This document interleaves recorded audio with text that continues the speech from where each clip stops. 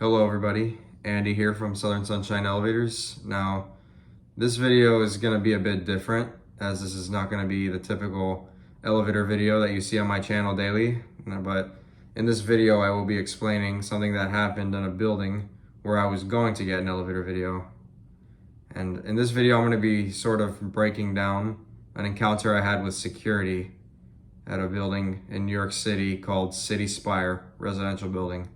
Now, I have told several people about this interaction that I had, and I even made a Facebook post about it in a Facebook group, so some of you guys may know already what happened, but for those of you who don't know, I'm going to be breaking it down in this video. Now, before I get started, might I add that those of you who know me know that I'm typically, balls to the wall when it comes to going into residential buildings, office buildings to film elevators, because I try and bring as much content as I can on my channel, and I always try and bring unseen, forbidden elevators and forbidden buildings such as residential buildings. So yeah, so to get started, so I wake up, I was in New York City earlier this year from late July, mid-August. I was there for 5 days. Now, one of the days on July 31st, I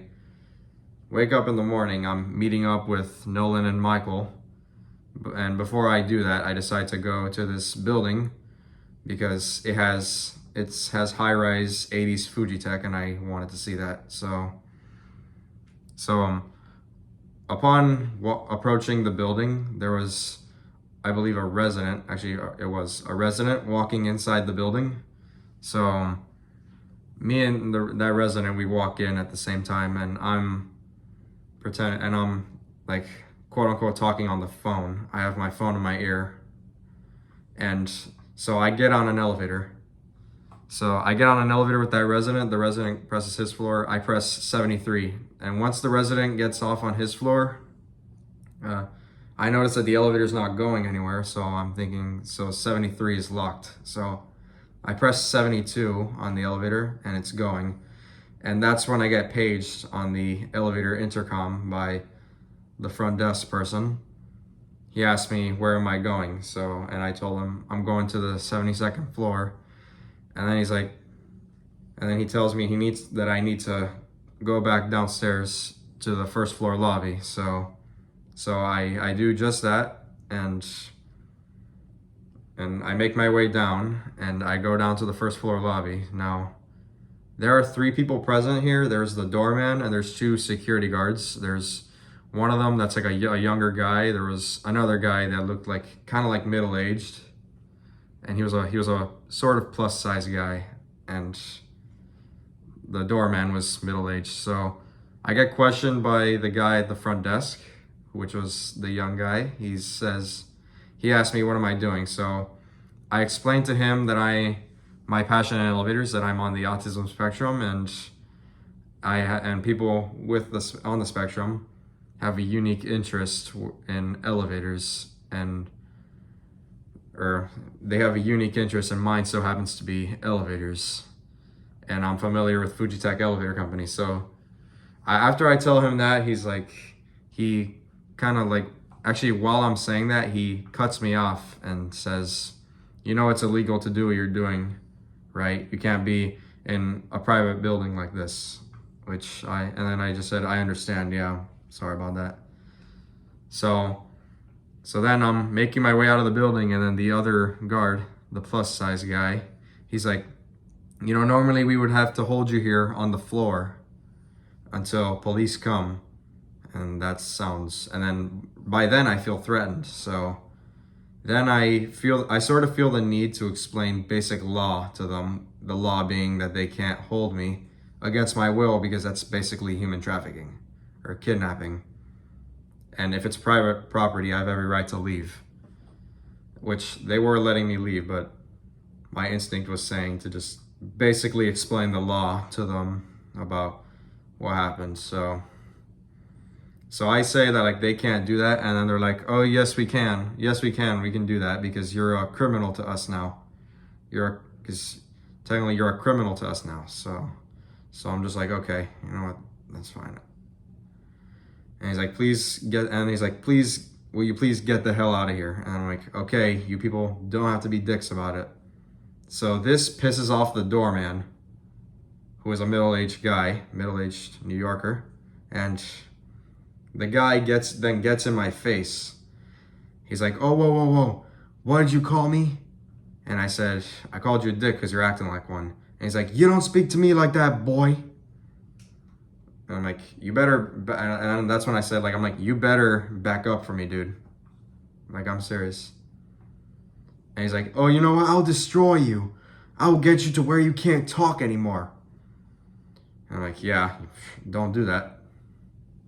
I bet you'll get, and then I did say, I bet you'll probably get fired if you do that. And he's like, you know what? Get the fuck out of here, man. Yeah, apologize for my language, but that is what he said.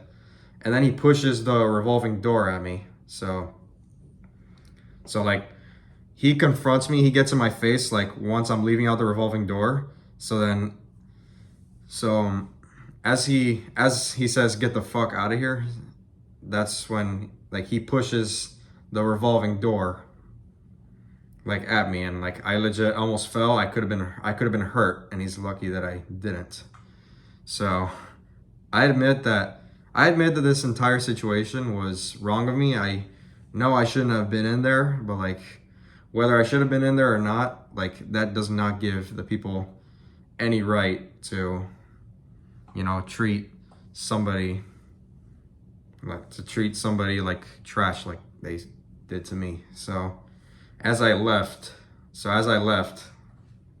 I gave him a nice big finger as I left, and which I do admit I was wrong for that, but like, I was actually by then I was pissed off. Like, that was my first, like, reaction. That was my first way of reacting. So I think by doing that, I pissed off one of the guys, the plus size guy. He busting out the door, acting like he's gonna go out and like sort of tackle me or something like that.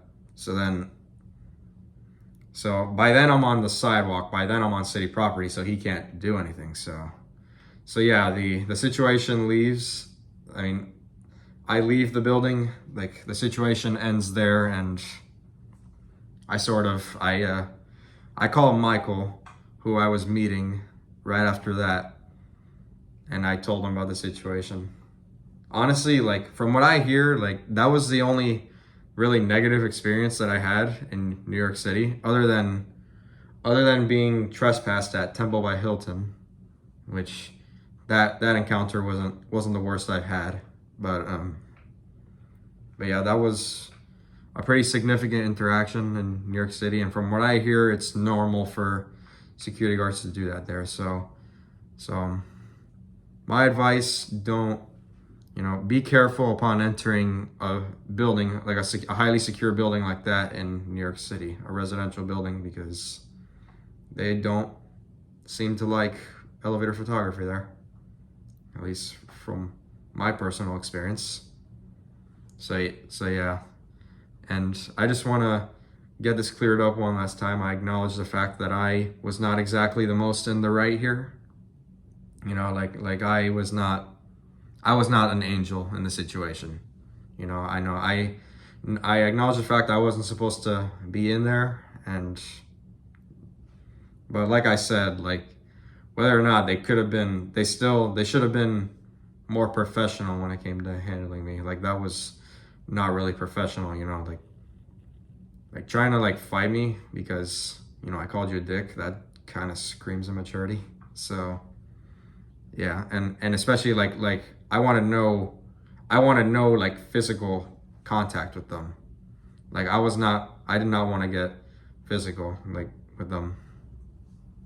So yeah, that's pretty much it. I am holding myself accountable of the fact that I was not exactly in the right here, but they weren't the most in the right either. And I would like to add that I understand their need to protect the building and like to protect the residents and the tenants of the building and the people that work in the building. But honestly, like, what they did to me in that building was completely and totally uncalled for, and like it was not needed at all for them to do that to me, especially when, you know, I had no intentions of like starting any altercations with anybody in that building.